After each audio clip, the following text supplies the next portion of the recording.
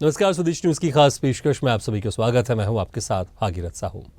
हर साल 4 फरवरी को विश्व कैंसर दिवस मनाया जाता है। इस दिन को मनाने का मुख्य उद्देश्य कैंसर के प्रति लोगों को जागरूक करना और उसके लक्षणों की जल्द पहचान करना है। ऐसे तो कैंसर एक जानलेवा बीमारी है, लेकिन अगर समय रहते कैंसर का पता लग जाए तो मरीज की जान बचाई जा सकती है। ज्यादातर लोगों में इसको लेकर कोई जागरूकता नहीं होती है। इसका परिणाम यह होता है कि जब तक लोगों को इस बीमारी का पता चलता है बहुत देर हो जाती है।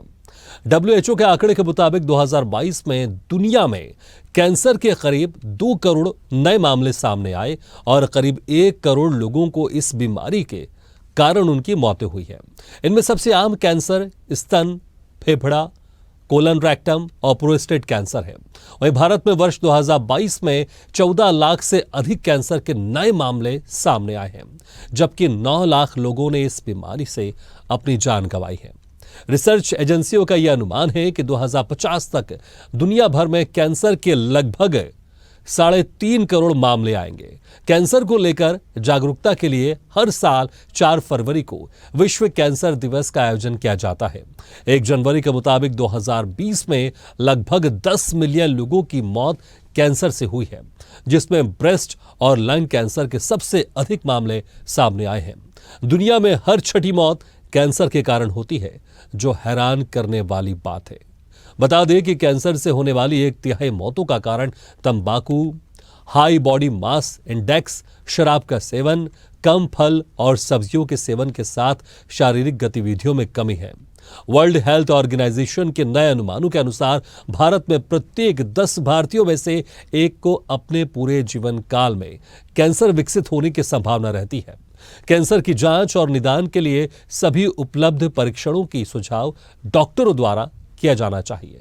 कैंसर एक गंभीर बीमारी है और उसका सही समय पर परीक्षण, उपचार और सही देखभाल महत्वपूर्ण है। हम आज वर्ल्ड कैंसर डे पर चर्चा करेंगे और हमारे साथ 2 विशेषज्ञ मौजूद हैं, जिनसे हम जानेंगे कि आखिर इसके कारण क्या है, कैसे हम इनसे बच सकते हैं और क्या कुछ हमें सावधानी बरतनी चाहिए, क्या इसके प्रारंभिक लक्षण रहते हैं। तमाम सवाल होंगे, आपके भी सवाल होंगे और आपके सवाल मेरे जरिए मैं उनसे पूछूंगा। और हमारे साथ जो विशेषज्ञ जुड़े, मैं उनका आप लोगों से तारुफ कराए तो हमारे साथ हैं डॉक्टर राजीव रतन जैन जी, कैंसर स्पेशलिस्ट, और डॉक्टर करण पिपरे जी, कैंसर स्पेशलिस्ट। आप दोनों मेहमानों को बहुत बहुत हमारे इस खास चर्चा में स्वागत है। सबसे पहले करण जी, जिस तरह से आज पूरी दुनिया वर्ल्ड कैंसर डे मना रही है, मैं एक बहुत छोटा सा एक बेसिक सवाल पूछूंगा जो हमारे आम दर्शक है वो भी इस चीज को समझना चाहे कि कैंसर होता क्या है, आम भाषा में, आम शब्दों में वो समझ सके और अपने आप को उससे रिलेट कर सके। कैंसर होता क्या है? कैंसर एक बीमारी है जिसमें कुछ ऐसे तत्व होते हैं, उनको खाने से या उनका इस्तेमाल करने से, उनका सेवन करने से, उदाहरण के तौर पर तंबाकू जनित जो बीड़ी होती है, सिगरेट होती है, चिलम होती है या गुटखा होता है, इससे फेफड़े के और जबड़े के, होंठ के और जीभ के कैंसर होते हैं। और कुछ ऐसे जैसे लेट मैरिज वगैरह है महिलाओं में, या उनके बच्चे नहीं होते हैं तो हार्मोन्स के कारण ब्रेस्ट का कैंसर होता है, लंग का कैंसर जैसे स्मोकिंग के कारण होता है। तो ये मुख्य कारण है। सर्वाइकल कैंसर होता है, बहुत कॉमन है महिलाओं में, जो कि गंदगी के कारण और मल्टीपल पार्टनर्स होने के कारण होता है, और एक पैपिलोमा वायरस होता है, उस इन्फेक्शन के कारण सर्विक्स का कैंसर होता है। तो कुछ ऐसे कैंसर हैं जिनके कारण हमें मालूम है, कुछ जेनेटिक होते हैं, कि कुछ ऐसे कैंसर हैं जिनके कारण नहीं मालूम है और होते हैं। बच्चों में जैसे रेटिनोब्लास्टोमा है, हेपेटोब्लास्टोमा है, ये ऐसे कैंसर हैं जो प्रेगनेंसी के समय ही अगर चाहें तो अल्ट्रासोनोग्राफी और दूसरे मेथड से पता कर लिए जाते हैं। और भी बहुत से ऐसे कैंसर है जैसे ब्रेन ट्यूमर वगैरह, ग्लायोमा है, एस्ट्रोसाइटोमा है, ये भी इनके कारण नहीं है, लेकिन इनकी जानकारी अर्ली स्टेज में, स्टेज 1 के पहले भी चिकित्सक हमारे जो मशीनी उपकरण है उसके कारण पता चल जाता है। लेकिन हम एक लेमैन और जो ज्यादा पढ़े लिखे हमारे भाई बहन नहीं है छत्तीसगढ़ और मध्य प्रदेश या हिंदुस्तान के, या जो भी जहां देख रहे हैं, उनमें एक जनरल भाषा में ये कहूंगा मैं कि कैंसर एक ऐसी बीमारी है जो उससे डरना नहीं चाहिए और अच्छी हो जाती है। अब हमारा भारत इतना डेवलप हो गया है, विश्व में साइंस ने इतनी टेक्नोलॉजी ने इतनी ज्यादा उन्नति की है और चिकित्सक भी हर जगह उपलब्ध हैं जी। कि आपका कैंसर का इलाज फर्स्ट स्टेज से लेकर के थर्ड स्टेज तक आराम से बिल्कुल इस पे हमारे डॉक्टर बहुत अच्छा काम कर रहे हैं। लेकिन करण जी अगर जो आम जनता वो जानना चाहे कैंसर से शरीर में क्या प्रभाव पड़ता है, जिससे मैंने कहा ना बहुत एक आम भाषा में जानना चाहूंगा कि जो ज्यादा पढ़ा लिखा भी नहीं या चीजों को नहीं समझता है, शरीर में उसका क्या प्रभाव होता है, क्योंकि आपने बहुत सारे कैंसर के नाम आपने बताया, अगर वो किसी को होता है तो शरीर में क्या प्रभाव पड़ता है? मैं अपने प्रदेशवासियों को, भाई बहनों को ये जानकारी देना चाहूंगा कि कैंसर का जो लक्षण है, सर्वप्रथम जिस जगह में भी होता है वहां एक छोटी सी गांठान होती है, या फिर जैसे जीभ में होता है और जबड़े में होता है, लिप्स में होता है, टॉन्सिल में होता है, तो उसमें एक छाला जैसे दिखाई देता है, जो कि किसी भी एंटीबायोटिक और एंटी इंफ्लेमेटरी दवाइयों से अच्छा नहीं होता है।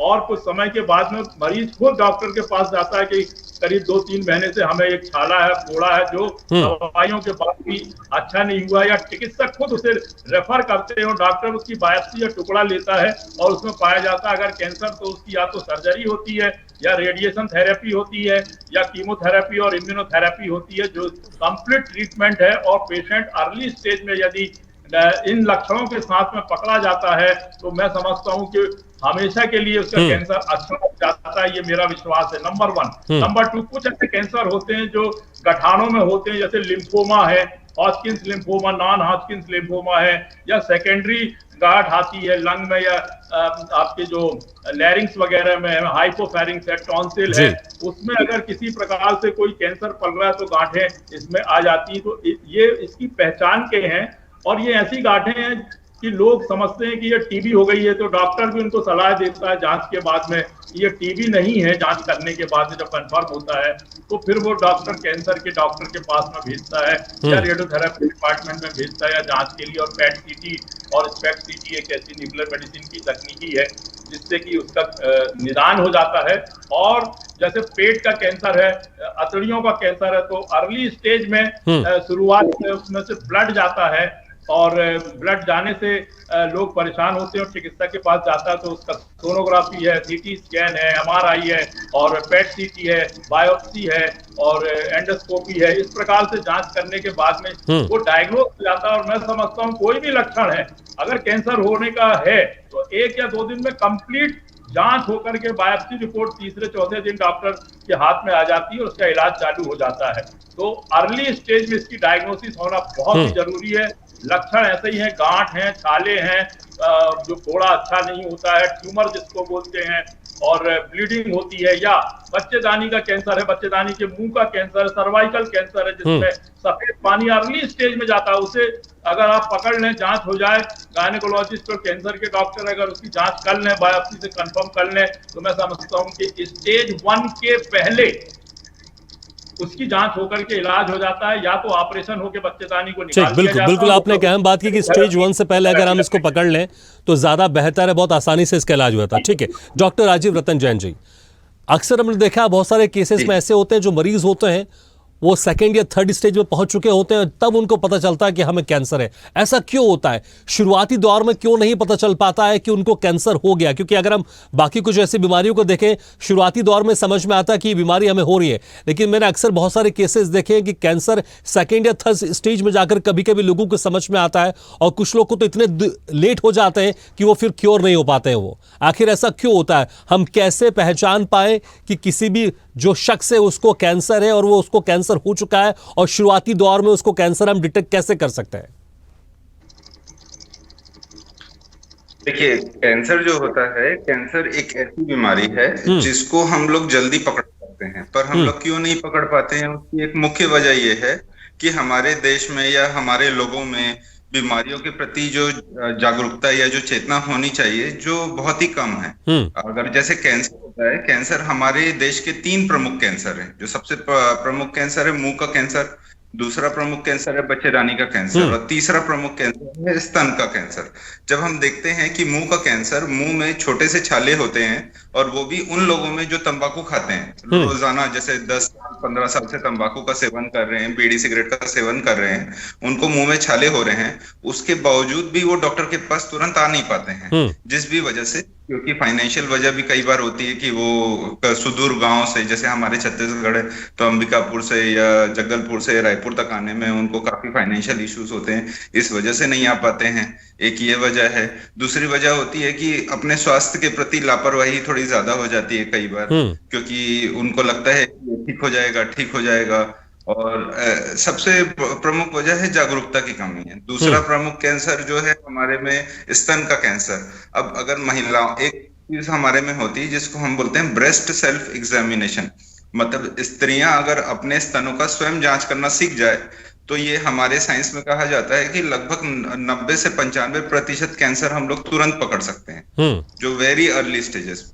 पर क्या होता है कि ये जागरूकता का अभाव है। दूसरा, उनको हम लोगों की तरफ से भी है कि हम लोग जगह जगह जाकर लोगों को ये सिखा नहीं पा रहे कि स्तन का स्वयं कैसे जांच कर सकें। तीसरा जो होता है वो बच्चेदानी का कैंसर होता है, जो कि हमारे देश का एक स्त्रियों का सबसे प्रमुख कैंसर है। तो हम लोग जो देखते हैं जनरली यहाँ पर हमारे हॉस्पिटल में जब भी पेशेंट आते हैं तो इन लोगों को कम से कम 3 से 6 महीने से बच्चेदानी से गंदा पानी आता रहता है या बच्चेदानी से खून का आता रहता है, जो कि ये लोग समझते हैं कि ये नॉर्मल है, क्योंकि वो इतनी साफ सफाई रखते नहीं है, तो इनको नॉर्मली गंदा पानी कई बार आता है। तो जब क्या होता है कि 1-1.5 महीने तक लगातार आता रहता है तो वो ठीक नहीं होता नॉर्मल दवाओं से, तब फिर वो डॉक्टर के से संपर्क करते हैं और तब तक बीमारी कई बार थोड़ी बढ़ जाती है। तो ये सबसे प्रमुख वजह है कि ये लोगों को इसकी जानकारी नहीं मिल पाती है। पर अगर हमारी चेतना बढ़ जाए, हम लोग समाज में ये जानकारी बताएं कि कैंसर, सबसे पहली बात ये, दूसरी बात ये कि कैंसर के प्रति डर कम हो, क्योंकि हम लोग जैसा जैसा करण सर से भी अभी चर्चा हो रही थी कि अगर हम कैंसर को स्टेज 1 में पकड़ें तो ये शुगर जैसी बीमारी जैसी है कि आप इसको पूर्णतः ठीक कर सकते हैं और इसमें लंबा सर्वाइवल भी मिल सकता है और बिना बहुत ही कम इलाज पे और बहुत कम खर्च पे।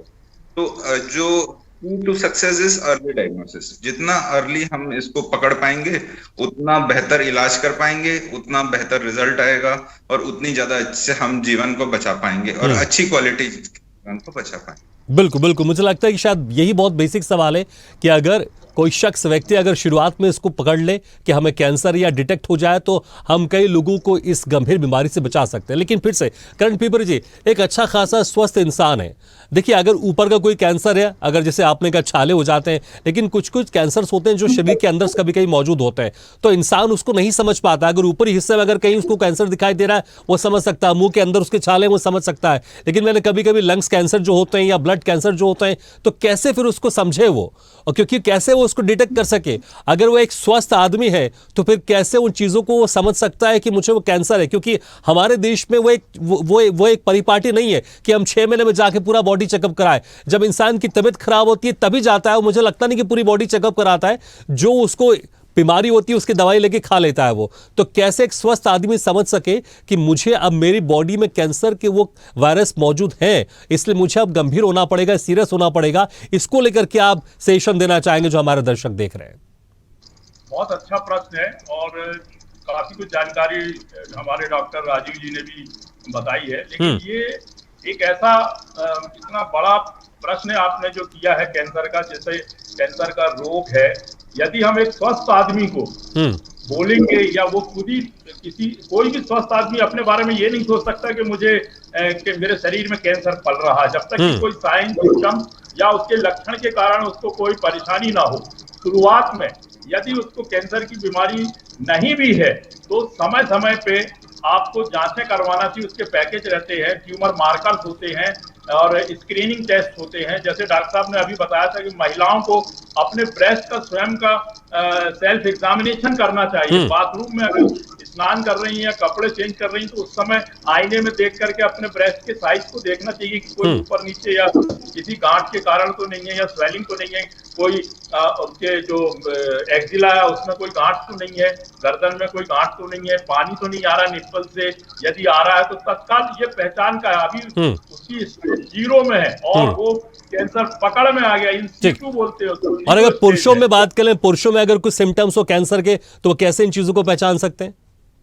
बहुत बढ़िया। नंबर 1 पुरुषों का जो खास कैंसर है वो प्रोस्टेट की ग्रंथि का कैंसर, प्रोस्टेट ग्लैंड में, जो कि 50 साल से अधिक के पुरुषों में यह बीमारी होती है।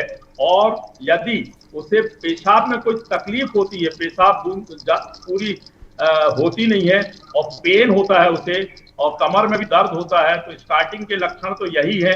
यदि आपको पेशाब में तकलीफ हो रही है, रुकावट जैसे हो रही है, पूरी है पेशाब की थैली खाली नहीं हो रही है, और कर लेने के बाद भी बूंद बूंद अगर टपक रहा है पेशाब, तो ये पक्का मान के चलिए कि या तो बीपीएच है या प्रोस्टेट कैंसर हो गया। बेनाइन प्रोस्टेटिक हाइपरट्रॉफी होती है एक कैंसर से शुरुआत का, जो गांठ में बीमारी फैलती है, या फिर कैंसर भी हो सकता है, साथ में उसमें से ब्लड भी आता है। तो ये इसकी शुरुआत की पहचान है। इसमें डॉक्टर के पास जाएंगे, सर्जन उसका तुरंत उसका ऑपरेशन कर देते हैं, और रेडियोथेरेपी, कीमोथेरेपी, इम्यूनोथेरेपी से कंप्लीट ट्रीटमेंट है, और सालों साल जिंदा रहता है आदमी। और समय समय पर उसका फॉलो अप भी करना चाहिए। मैं पूरा इलाज ही बता देता हूँ प्रोस्टेट का, ये बहुत बड़ी जानकारी है, आधी से ज्यादा पॉपुलेशन को इसका ज्ञान होना भी चाहिए। और अगर उसके बीच में आपको ऐसा पेशाब में डाउट होता है, तो पीएसए करके एक ट्यूमर मार्कर होता है, प्रोस्टेट स्पेसिफिक एंटीजन करके ब्लड की जांच होती है, उसमें तत्काल पता चल जाता है कि प्रोस्टेट में कैंसर है या नहीं है। और उसके बाद में सब पूरा ट्रीटमेंट होता है, और लॉन्ग ड्यूरेशन तक उसका ट्रीटमेंट चलता है। यदि उसके बाद भी फॉलो अप में अगर ऐसा पहचान में आता है कि बोन में हो गया है, या फेफड़े में हो गया है, या गांठों में आ गया है, पेट सीटी के द्वारा, स्पेक्ट सीटी के द्वारा, या ट्यूमर मार्कर के द्वारा, तो उसके बाद भी या रेजिस्टेंट भी डेवलप हो गया है, तो ल्यूटीशियम पीएसएमए थेरेपी होती है बोन पेन पेलिएशन के लिए, और एक्टिनियम, ये नई नई दवाइयां आ गई हैं रेडिएशन की, जिससे कि प्रोस्टेट कैंसर कंप्लीट ट्रीट हो जाता है, और पेशेंट को लंबी अवधि तक। बिल्कुल बिल्कुल करेक्ट जी। और मुझे लग रहा है यहाँ पर हम बात करेंगे कैसे ठीक हो जाता है, लेकिन मुझे लगता है राजीव जी एक बड़ा अहम सवाल ये भी है कि कैंसर भविष्य में भी ना हो, इसको लेकर हम क्या रोकथाम कर सकते हैं। एक सवाल इसमें यह भी जुड़ा हुआ है राजीव जी कि आखिर कैंसर ये हो क्यों रहा है आजकल की दिनचर्या में। ऐसा लग रहा है ये आम बात हो गई, रिसर्च में हर 10 में से एक व्यक्ति को कैंसर होने की संभावना बनी है। आखिर क्यों, ये कारण क्यों बढ़ते जा रहे हैं, क्या वजह सामने आ रही है, और भविष्य में किसी व्यक्ति को कैंसर ना हो इसके लिए किन बातों का वह ख्याल रख सकता है, अपने खान पान में, अपने एक्सरसाइज में क्या वो चीजों को इस्तेमाल करे कि उसे भविष्य में कैंसर नहीं हो। देखिए, कैंसर जो होता है उसके दो प्रमुख कारण है। एक इन्वायरमेंटल कारण है, मतलब जो हमारा इन्वायरमेंट है, जैसे कि काफी सारे लोग हैं जो आज भी तंबाकू का बहुत बड़े रूप पे सेवन करते हैं, तो तंबाकू एक प्रमुख कारण हो गया। अगर हम तंबाकू का रोकथाम कर सकें, किसी भी प्रकार से कम कर सकें, तो हम कैंसर की होने की संभावना कम कर सकते हैं। दूसरा जो है कि कई सारे कैंसर जो होते हैं, जो कि हम जानते हैं कि वायरस से होते हैं, जैसे कि हमारा एक हमारा नेसोफेरेंजियल कार्सिनोमा होता है, एक वायरस से होता है। मुंह के कई प्रकार के कैंसर वायरस से होते हैं। बच्चेदानी का पूरा कैंसर ही वायरस से होता है। और आपको ये जानकर काफी खुशी होगी कि इस वायरस के अगेंस्ट में हमारे पास वैक्सीन भी है, जिसको ह्यूमन पैपिलोमा वायरस बोलते हैं, और सर्वरिक्स वैक्सीन है, जो कि कम दाम पर हमारे इंडिया में अवेलेबल भी है। अच्छा, वैक्सीन का जिक्र किया आपने, सभी कैंसर के लिए या फिर कोई पर्टिकुलर कैंसर के लिए जो आप जिक्र कर रहे हैं वैक्सीन? 3 प्रमुख कैंसर है इसमें। बच्चेदानी का कैंसर जो है, हमारे देश के 25 से 30% महिलाओं को जो कैंसर होता है, उसमें 30% जो कैंसर होता है वो ये वाला होता है, बच्चेदानी का कैंसर। दूसरा कैंसर है एनल कैनाल, मतलब लैट्रिन के रास्ते की जो सबसे निचले वाला हिस्सा होता है, उसका कैंसर। और तीसरा मुंह का एक कैंसर होता है जो टॉन्सिल वाले रीजन पे होता है। ये तीनों कैंसर इस वायरस से होते हैं, और इस वायरस के अगेंस्ट में हमारे पास में एक बहुत ही कारगर वैक्सीन अवेलेबल है, जिसको अगर हम इसको मास प्रोग्राम में लाते हैं, तो हम बच्चेदानी के कैंसर के 30% जो 30% कैंसर होता है फीमेल्स में, उसको कम कर सकते हैं। दूसरा एक प्रमुख कैंसर है जो है लीवर का कैंसर, जो होता है हेपेटाइटिस बी वायरस से। ठीक है, तो हेपेटाइटिस बी वायरस की अगर हम लोग वैक्सीनेशन कर देते हैं, तो लीवर के कैंसर के होने की संभावना को बहुत रूप पे कम कर सकते हैं। तो ये दूसरा कैंसर है जो हम लोग कम कर सकते हैं। तीसरा जो है कि हमारे खान पान में आजकल हम लोग जो देख रहे हैं, क्योंकि मतलब हमारे खान पान में वेस्टर्नाइजेशन बढ़ रहा है, और हम लोग खुद वेस्टर्नाइज हो रहे हैं, तो हम लोग जो डाइट पे जो फैट की मात्रा है, या इस तरीके से हम लोग पाश्चात्य संस्कृति की तरफ से खाने के प्रति ज्यादा वो करते हैं, तो उससे भी कैंसर होने की संभावना है। तो ये भी क्योंकि स्तन का कैंसर तो इसी से होता है कि हम जब डाइट ज्यादा लेते हैं और हम लोग अगर एक्सरसाइज कम करते हैं, हम लोग फिजिकली फिट नहीं होते हैं, तो उन स्त्रियों को ये संभावना ज्यादा है। पित्त की थैली का कैंसर है, गॉल ब्लैडर, इसी वजह से होता है। तो आप जब देखेंगे तो ये काफी कुछ हमारे नॉर्मल रूटीन लाइफस्टाइल पे ही बेस्ड है। और हम जितना अपना लाइफस्टाइल को सुधार पाएंगे, जितना हम व्यसनों का सेवन नहीं करेंगे, तो हमको कैंसर होने की संभावना काफी कम हो जाएगी। यही आप देखेंगे कि हम आज 200 साल पहले देखें या 300 साल पहले देखें, तो भारतवर्ष में इतना कैंसर नहीं होता था जो आज होता है। तो इसकी प्रमुख वजह यही है कि हम जो है हमारी संस्कृति में ही चेंज आ रहा है, या हमारे खान पान रहन सहन में चेंज आ रहा है, जिसको अगर हम बस ठीक कर सकेंगे तो हम काफी बेहतर। बिल्कुल, मुझे लगता है खान पान, मुझे लगता है कि आजकल जागरूक होते जा रहे हैं हमारे देशवासी, पूरी दुनिया में लोग जागरूक हो रहे हैं। करण पिपरी जी, खान पान का जिक्र किया, राजीव जी ने कुछ बताया भी क्या कुछ होनी चाहिए दिनचर्या। मैं आपसे भी जानना चाहूंगा, दिनचर्या क्या कुछ रखे आज के हमारे जो व्यक्ति हैं, हम लोग किस तरह की दिनचर्या रखें, खान पान में क्या कुछ हम खाएं ताकि हम कैंसर से बच सके। इसमें कोई शक नहीं है, नशे से दूर रहना बहुत आवश्यक है। उसके अलावा भी क्या कुछ हमें ध्यान रखना है, किस तरह की एक्सरसाइज हम करें, क्या कुछ अपने खाने में हम इस्तेमाल करें ताकि हम कैंसर से बच सके। बहुत अच्छा प्रश्न किया आपने। सभी कैंसर के मरीजों के लिए और जो लोग स्वस्थ हैं, जो यंग हैं, मिडिल एजेड हैं, इवन ओल्ड एज के लोगों के लिए भी मैं एक बहुत अच्छा मैसेज देता हूं। कैंसर से बचने के लिए सबसे पहले तो आप अपने शरीर में किसी भी प्रकार से वजन को ना बढ़ाएं, तो आप कैंसर के साथ साथ में हार्ट की बीमारियों से भी बच जाएंगे और कैंसर से भी रोकथाम हो जाएगी, नंबर 1। नंबर 2, ज्यादा फास्ट फूड का इस्तेमाल ना करें, उससे जीआईटी कैंसर होता है, लिवर कैंसर होता है। और महिलाओं के लिए या दूसरी जो और जागरूक महिलाएं, उनके लिए भी मैं कहूंगा कि आप अपने जो जननांग है उन्हें स्वस्थ रखने के लिए साफ सफाई होना बहुत जरूरी है। और जैसा डॉक्टर राजीव ने बताया कि वैक्सीन आ गए हैं, वैक्सीन से प्रिवेंशन हो जाएगा, आपका कैंसर होने की संभावना पूरी खत्म हो जाएगी। और सबसे महत्वपूर्ण जानकारी मैं ये देना चाहता हूँ कि हमारे प्रदेश में जो बीड़ी और तंबाकू का इस्तेमाल हो रहा है, यदि वो बंद हो जाए इस्तेमाल, और लोग बाग बीड़ी सिगरेट तंबाकू। बिल्कुल बिल्कुल, मुझे लगता है कि बहुत बहुत अहम बात आपने कही है। हालांकि समय थोड़ा कम है, माफी चाहूंगा, लेकिन वो सारी अहम चीज़ों हमने यहाँ पर जरूर डिस्कस किया। और बाकी बहुत अहम बात आपने की कि नशे से हमें दूर रहना बहुत जरूरी है। बहुत बहुत शुक्रिया आप दोनों मेहमानों का, डॉक्टर राजीव रतन जैन जी और करण पिपरी जी, बहुत बहुत शुक्रिया हमारे खास चर्चा में शामिल होने के लिए। तो आज पूरी दुनिया वर्ल्ड कैंसर डे मना रही है, इसलिए हमको इस दिन को चरितार्थ करना है और इसका उपयोग भी करना है, और हम कैंसर के प्रति जागरूक हों और अपने आप को संभालें, आसपास के लोगों को जागरूक करें। और हमने बताया आपको, हमारे दोनों स्पेशलिस्ट ने बताया कि कैंसर क्या है, किस तरह से होता है, उसकी रोकथाम कैसे हो सकती है, उससे कैसे बच सकते हैं। इसलिए उन चीज़ों को ध्यान रखिए और अपनी दिनचर्या में अगर कुछ परिवर्तन करना है आप उसको जरूर करिए, ताकि कैंसर से हम अपने खुद को बचा सकें और आसपास के लोगों को बचा सकें। इसी के साथ हमारे खास पेशकश में फिलहाल इतना है, लेकिन खबरों का सिलसिला लगातार जारी है। आप देखते रहिए स्वदेश न्यूज, सबसे पहले देश। ऐसे ही वीडियो के लिए लाइक करें, शेयर करें, फॉलो करें और YouTube पर जाकर सब्सक्राइब करें और बेल आइकन को दबाना ना भूलें। और ताजा तरीन अपडेट के लिए स्वदेशलाइव.com पर जरूर जाएं।